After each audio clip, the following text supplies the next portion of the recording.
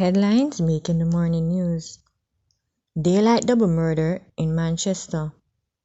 Taxi operator killed in toll gate. Community conflict led to St. James double murder. A taxi operator was gunned down in toll gate Clarendon on Sunday morning.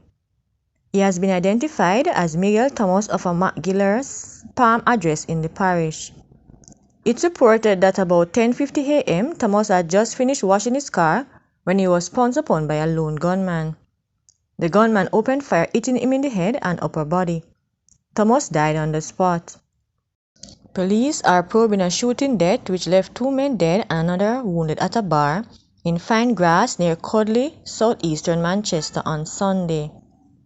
A relative identified one of the deceased as Tenny Hutchinson, otherwise called Dippy, a resident of Fine Grass. Preliminary reports are that about 10 a.m. a gunman opened fire at the bar, hitting the 2 men. 2 of the men were pronounced dead at hospital while the third man was admitted for treatment. More details later. One of 2 men killed by gunmen at a party in Dumfries, St. James Sunday morning was intended target police investigators have uncovered.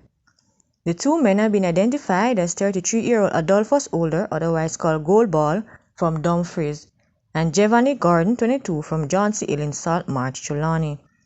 The men were killed around 1:45 during a permitted event at a sports bar in Canaan, Dumfries. Police said the gunmen were after Older, who had fled the area but returned a few days ago. It was reported that the 2 were approached by the gunmen who opened fire, hitting them several times all over their bodies. The police were called, and on their arrival, Older was seen on the ground lying motionless on his back in a pool of blood with gunshot wounds to his head and upper body.